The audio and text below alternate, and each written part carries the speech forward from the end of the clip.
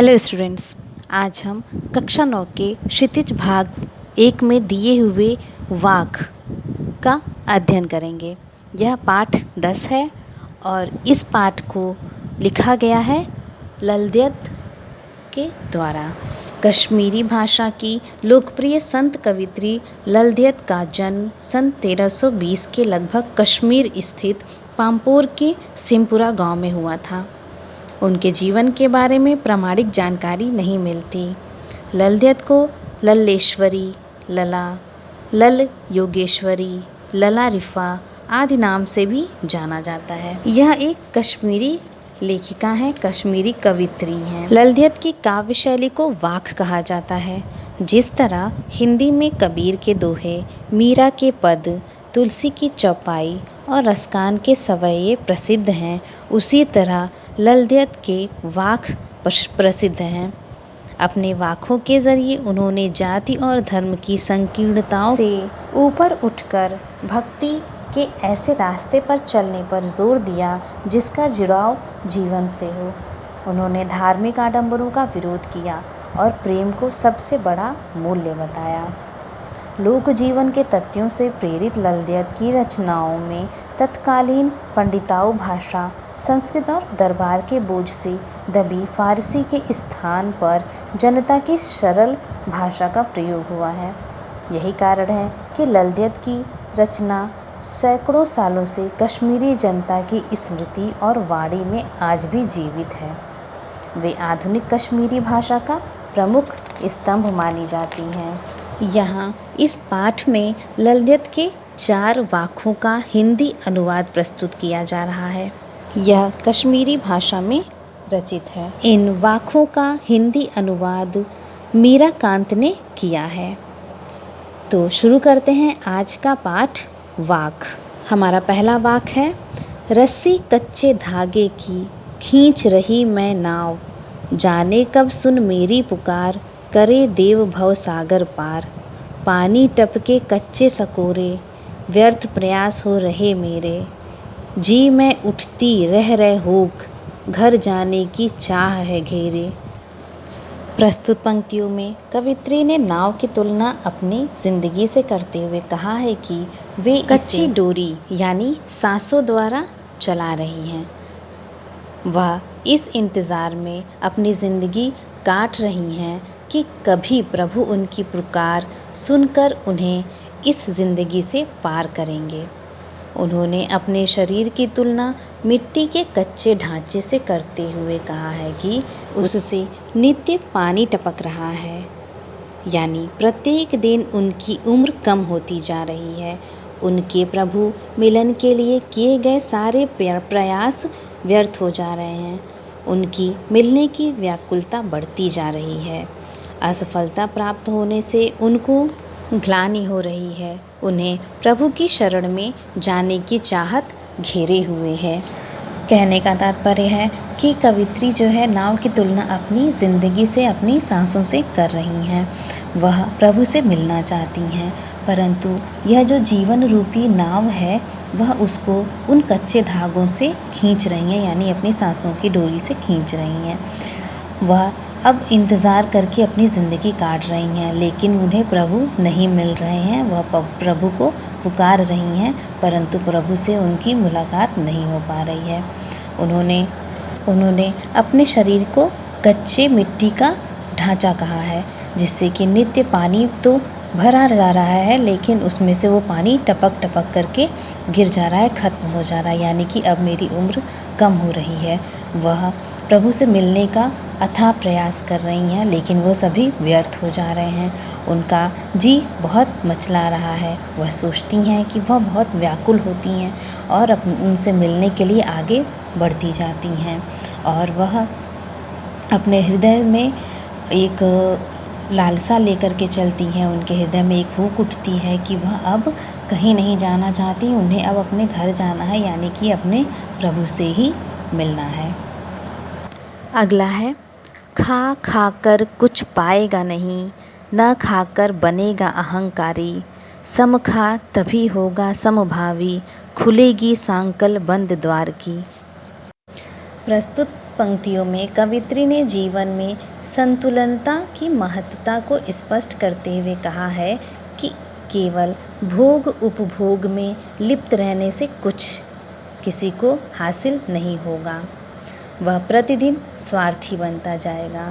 जिस दिन उसने स्वार्थ का त्याग कर दिया, त्यागी बन गया, वह अहंकारी बन जाएगा, जिस कारण उसका विनाश हो जाएगा।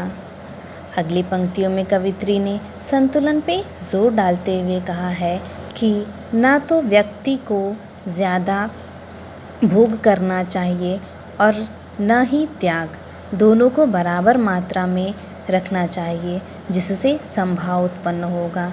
इस कारण हमारे हृदय में उदारता आएगी और हम अपने पराये से ऊपर उठकर अपने हृदय का द्वार समस्त संसार के लिए खोल सकेंगे।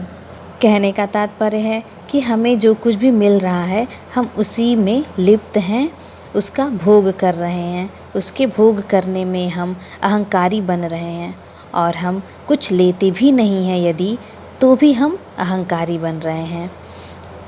कहने का तात्पर्य है कि अगर हमारे पास बहुत सारा पैसा है तो हम कहेंगे कि हमारे पास ये है, हमारे अच्छे कपड़े हैं, हम अच्छा रहन सहन है हमारा, और यदि हमारे पास सब कुछ है और फिर भी हम उसका भोग नहीं कर रहे हैं तो हम कहेंगे हमारे पास सब कुछ है लेकिन फिर भी मैं इन सब चीज़ों को व्यर्थ समझता हूँ, नहीं इन चीज़ों पे खर्च करूँगा।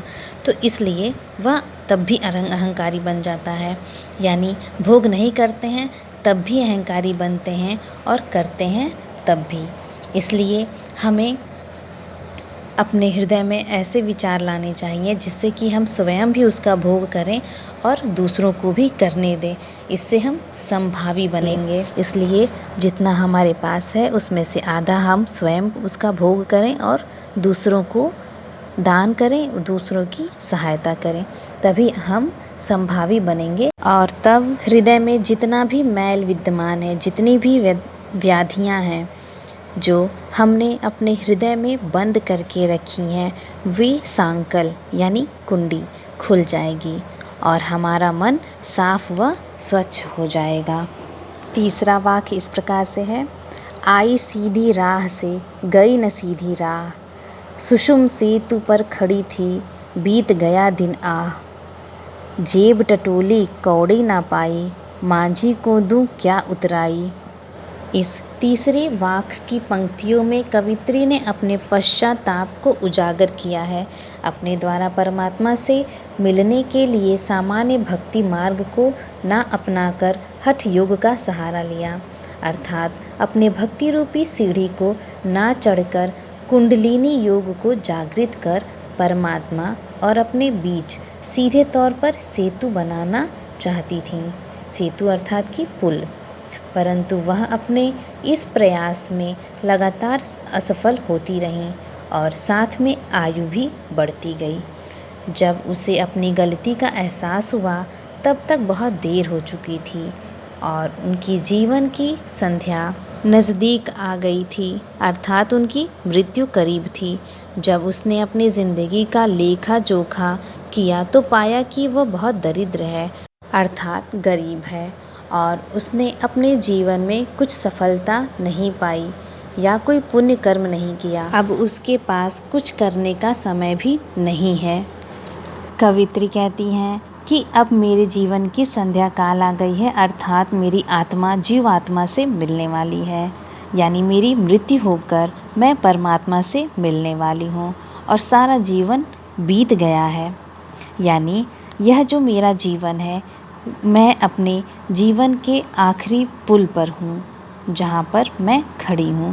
कहती हैं कवित्री कि अब मैं जीवन रूपी नदी के एक छोर पर खड़ी हूँ और मुझे दूसरे किनारे पर जाना है, परंतु मैं अब अपनी जब जेब टटोलती हूँ मांझी को उतराई देने के लिए तो मुझे कुछ भी नहीं मिलता है।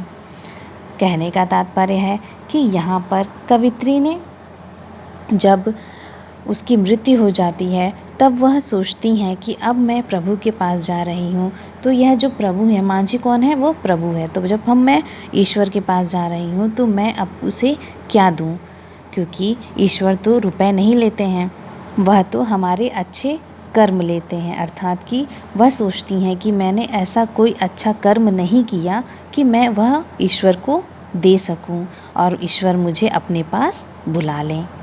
चौथा वाक्य इस प्रकार से है, थल थल में बसता है शिव ही, भेद न कर क्या हिंदू मुसलमान, ज्ञानी है तो स्वयं को जान, वही है साहिब से पहचान। प्रस्तुत पंक्तियों में कवित्री ने बताया है कि ईश्वर कण कण में व्याप्त है, वह सबके हृदय के अंदर मौजूद है। इसलिए हमें किसी व्यक्ति से हिंदू मुसलमान जानकर भेदभाव नहीं करना चाहिए। अगर कोई ज्ञानी है तो उसे स्वयं के अंदर झांक कर अपने आप को जानना चाहिए। यही ईश्वर से मिलने का एकमात्र साधन है। कहने का तात्पर्य है कि कवित्री कह रही हैं कि इस पृथ्वी के कण कण में शिव अर्थात ईश्वर का वास है। इसलिए हमें हिंदू मुसलमान का भेद नहीं करना चाहिए। अगर तुम अपने आप को ज्ञानी समझते हो, जो साधु महात्मा होते हैं वह अपने आप को बहुत ज्ञानी समझते हैं, तो पहले अपने आप को जानिए, यानी कि आप अपने अंदर झांकिए। क्योंकि जब हम अपने अंदर देखेंगे तो सारी बुराइयां, सारी व्याधियां अपने अंदर से निकाल देंगे और जो हमारे पास बचेगा वह शुद्ध आत्मा होगी। यानी कि अगर आप ईश्वर को प्राप्त करना चाहते हैं तो अपने अंदर की समस्त बुराइयों को त्याग दें और यही शुद्ध आत्मा ही ईश्वर है, अर्थात कि यही आत्मा हमें साहिब अर्थात ईश्वर से मिलाएगी। स्टूडेंट्स, यहाँ पर हमने 4 वाक्यों का हिंदी अनुवाद किया, उनका भावार्थ समझा। पहले वाक्य में ललद्य ने ईश्वर प्राप्ति के लिए किए जाने वाले अपने प्रयासों की व्यर्थता की चर्चा की है। दूसरे में बाह्य आडंबरों का विरोध करते हुए यह कहा है कि अंतःकरण से संभावी होने पर ही मनुष्य की चेतना व्यापक हो सकती है। दूसरे शब्दों में इस माया जाल में कम से कम लिप्त होना चाहिए। तीसरे वाक्य में कवित्री के आत्म आलोचन की अभिव्यक्ति है। वे अनुभव करती हैं कि भवसागर से पार जाने के लिए सत्कर्म ही सहायक होते हैं। भेदभाव का विरोध और ईश्वर की सर्वव्यापकता का बोध हमने चौथे वाक्य में किया है। ललद्य ने आत्मज्ञान को ही सच्चा ज्ञान माना है। स्टूडेंट्स, ध्यान देने वाली बात यह है कि ललद्य जी ने ही सिर्फ वाक्य में लिखा है। हम उसे देख करके ही पहचान जाएंगे कि यह ललद्य जी के द्वारा रचित है। आपको इन वाक्यों का अर्थ समझ में आ गया होगा। अब हम आज का होमवर्क कर लेंगे। पहला प्रश्न है, रस्सी यहाँ किसके लिए प्रयुक्त हुआ है और यह कैसी है? दूसरा प्रश्न है कि कवित्री का घर जाने की चाह से क्या तात्पर्य है?